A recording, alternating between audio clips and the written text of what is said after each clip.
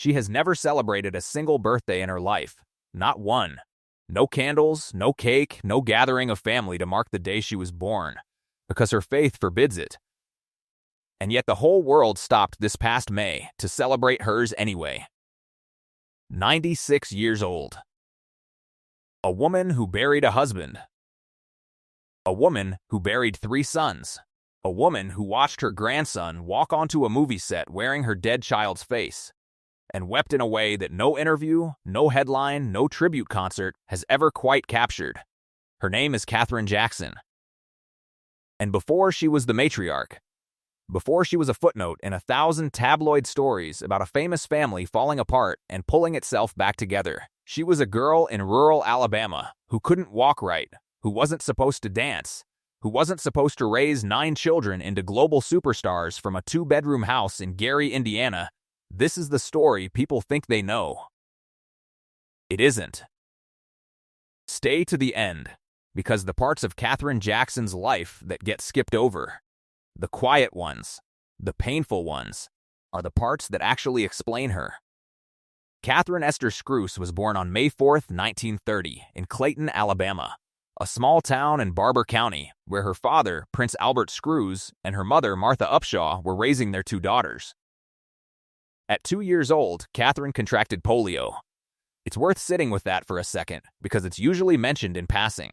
She had polio as a child, and then the story rushes on to the music. But in 1932, polio was one of the most feared diseases in America. There was no vaccine. Entire towns went into panic when an outbreak hit. Children were paralyzed. Some died.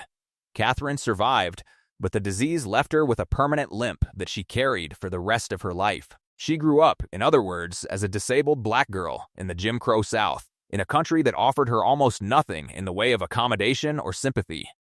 When she was 4, her father changed the family's surname from Scrouse to Scrouse, and the family eventually relocated to East Chicago, Indiana, part of the broader Great Migration of black families leaving the South for industrial jobs in the North. Catherine had dreams that had nothing to do with the 9 children she would eventually raise. She wanted to sing country music. She wanted to be an actress. But she grew up realizing there simply weren't black country stars for her to look up to. The genre, in the era she came of age, offered no path for someone who looked like her. So she set that dream aside, quietly, the way people did back then when the world made it clear a door wasn't opening. She met Joseph Jackson in the late 1940s. They married in November 1949, and what followed was not, at first, a story of glamour. It was a story of a working-class household in Gary, Indiana, where Joe worked shifts as a crane operator at Inland Steel, and Catherine worked part-time at a Sears department store, played clarinet and piano on the side, and had baby after baby after baby. By the time you get to the mid-1960s, Katherine Jackson was the mother of a growing brood packed into a 2-bedroom house on Jackson Street in Gary, an address that coincidentally shared their family name. 10 children in total would come from that marriage. 9 of them survived infancy. This is the part of the story that almost never gets told with any weight. So let's give it its due right now. Catherine's 5th and 6th children were twins, Marlon and Brandon, born in 1957. Brandon died within 24 hours of birth. There was no public mourning for Brandon, no magazine spread, no VH1 special, no chapter in most of the biographies written about this family.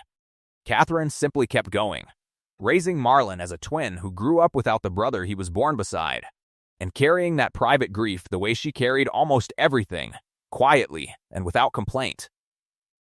It's a pattern you'll see again and again in Katherine Jackson's life. The tragedies that happened before the fame get erased by the tragedies that happened after it, because the ones that came later had cameras pointed at them.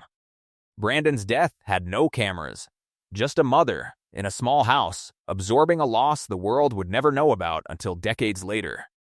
Meanwhile, in that same crowded house, something else was happening. Catherine noticed her son Michael had rhythm. She used to talk about watching him, as a toddler, dancing in perfect time to the rickety rattle of the family's old Maytag washing machine. She and Joe began encouraging the older boys, Jackie, Tito, and Jermaine, toward music. Tito, the story goes, secretly used his father's guitar and broke a string, which led to Joe discovering just how much talent was sitting in that house. Here's where Katherine's role gets consistently undersold in the popular version of this story, which tends to hand all the credit and all the blame to Joe Jackson. Because Joe's discipline became notorious, and deservedly so, the narrative of the Jackson Five's rise often flattens Katherine into a background figure, the sweet, silent wife standing behind the demanding father. That's not what the record shows. Katherine was the one who helped select the group's name. She sewed their earliest stage costumes by hand, on a household budget that had almost nothing to spare. And when the boys needed real instruments to move beyond banging on pots and pans, it was Katherine who found the money. Family accounts describe it as several $100s, a genuine fortune for a household surviving paycheck to paycheck, to buy their first proper equipment. She ran the financial engine of a family with 10 mouths to feed, on a factory worker's wages, and somehow made room in that budget for her children's dream. Her faith mattered here too. Katherine joined the Jehovah's Witnesses in 1963, and that faith became one of the defining threads of her adult life, not a side detail, but the architecture underneath everything else. Discipline, modesty, dignity, a resistance to worldly excess, these were values Katherine tried to instill in 9 children who were about to be thrown into the single most excessive industry on the planet. The Jackson 5 signed with Motown in 1968 and became, almost overnight, one of the biggest acts in the country. From the outside, this looked like a fairy tale. A Gary, Indiana family transformed into the Jackson 5, then into solo superstars, then into a genuine musical dynasty spanning generations. From the inside, Katherine Jackson watched her children's childhoods get consumed by an industry that had no interest in protecting them. She has spoken, over the decades, about the tension of watching her sons work brutal schedules as preteens and teenagers, about Joe's harsh methods of discipline, about the complicated math of trading a normal childhood for a shot at escaping poverty. She stayed married to Joe for the rest of his life. They remained legally married until his death in 2018. But she also, at points, publicly acknowledged how difficult that marriage was, including a brief separation in the early 1970s. She watched Michael become the biggest star on earth. She watched Janet build her own empire.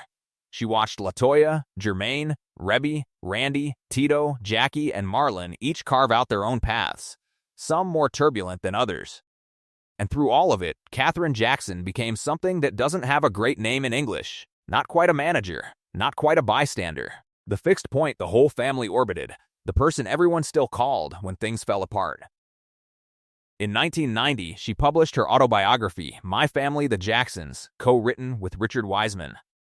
It's a slim book, a little over 200 pages, but it remains one of the most candid documents available from inside the Jackson household, discussing Michael's stardom, Janet's rise, and the family's private struggles in her own words rather than a publicist's.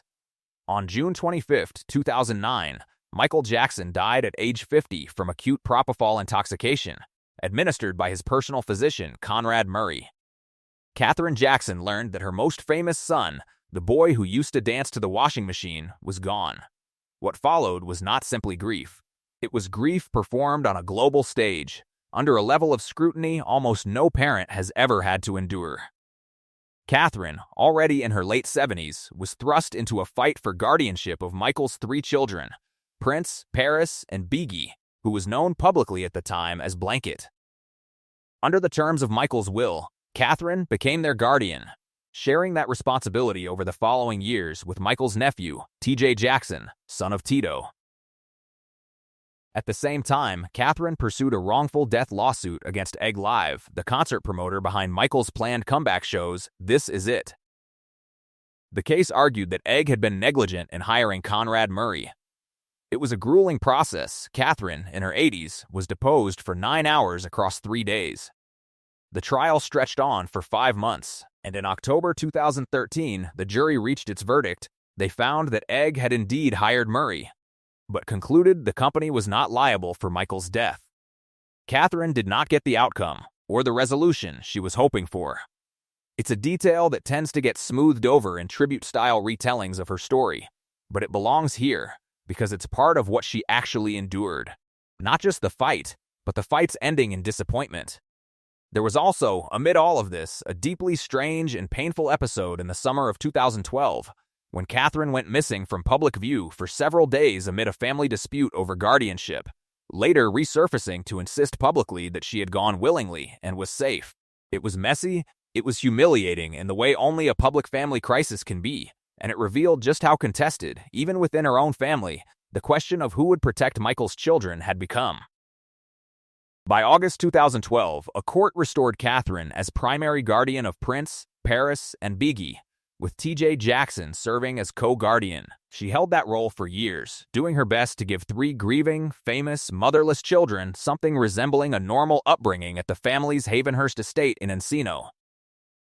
In 2017, once Paris and Prince had reached adulthood, Katherine, then in her late 80s, formally stepped back from co-guardianship of Biggie, citing her age, and left TJ as his sole guardian. Then, years later, grief came for her again. Her son Tito Jackson, the same son whose broken guitar string had helped set the entire Jackson 5 story in motion, died in September 2025. For a mother who had already buried an infant son and her most famous child, burying a third son meant absorbing a kind of loss most people are never asked to survive even once. Katherine Jackson does not observe birthdays, for religious reasons rooted in her Jehovah's Witness faith. But in May of this year, as she turned 96, the world marked the occasion for her anyway, largely because of one moment that circulated widely: her reaction to seeing her grandson, Jafar Jackson, in costume and character as Michael, on the set of the biopic simply titled Michael. According to the film's producer, Graham King, Katherine watched her grandson walk in wearing her late son's face, and she wept. Not the reaction of a critic evaluating a performance, but a mother recognizing her child, briefly, in someone else's body. That single image tells you something important about who Katherine Jackson still is at 96, a woman for whom Michael's absence remains an active, present wound 17 years after his death. Not a closed chapter she's simply moved past for the cameras. In 2010, she released a second book, Never Can Say Goodbye, The Katherine Jackson Story. Built primarily around rare photographs from the family's personal archive, named after the Jackson 5's own 1971 single. It's a smaller, more intimate project than her 1990 autobiography, less a chronicle of events than a mother's photo album shared with the public. And it captures something her first book couldn't: the ache of a parent who has already outlived one child and is trying to hold on to everything that remains. She's continued, in the years since Michael's death, to remain entangled in the business side of his legacy as well, objecting to decisions made by the executors of his estate, John Branca and John McClane, including a legal challenge to the sale of Michael's music catalog to Sony, an appeal she ultimately lost in 2024. It's a reminder that even at the far edge of her 90s, Katherine Jackson has never fully been allowed to simply grieve in private. Every fight over her son's legacy has played out, at least partly, in public courtrooms and public headlines. It would be easy, and it's been done repeatedly, in countless quick-hit tribute videos, to flatten Katherine Jackson into a single image: the sweet, silver-haired grandmother sitting quietly at family events, the gentle counterweight to Joe's severity, the woman who simply endured. But endurance isn't passivity. The record shows a woman who helped architect a musical dynasty out of almost nothing, who fought, and sometimes lost, legal battles most people her age would never have the strength to enter, who raised her son's orphan children into adulthood while grieving him herself, and who has now outlived a husband and 3 of her own children, including one, Brandon, whose death the public barely acknowledges to this day. She has been called Mother of the Year by Essence magazine back in 1985, and both Michael and Janet dedicated major albums to her. Michael's Thriller in 1982. Janet's Rhythm Nation 1814 in 1989, a testament to how central she remained to her children's inner lives even after they'd become the most famous people on the planet. What makes Katherine Jackson's story worth telling isn't just the scale of the family she raised, it's the sheer volume of private grief she absorbed while doing it, largely out of public view, in a faith tradition that doesn't encourage public displays of celebration or mourning. Brandon, in 1957. Michael, in 2009. Tito, in 2025, a husband she stayed loyal to for nearly 70 years despite a marriage that was, by her own account, far from easy. Legal battles that stretched into her 90s. And still, at 96, She is the person her family calls the center, the one who was there at the beginning, in a two-bedroom house on Jackson Street, and the one who is still there now. Katherine Jackson never asked to become a symbol. She wanted to sing country music, and when that door closed, she quietly built something else instead. Not for herself, but for 9 children in a cramped house in Gary, Indiana. She has spent 96 years absorbing loss after loss, without ever once being permitted to fully step out of the spotlight to grieve. If this deep dive into the real story behind the Jackson family's matriarch gave you a different picture of Katherine Jackson than the one you walked in with, that's exactly what this channel is here for. Hit subscribe, because we're going deeper into the Jackson family's story than anywhere else on this platform. The parts that get skipped, the family members who get overlooked, the history behind the headlines. There's a lot more still to uncover. We'll see you in the next one.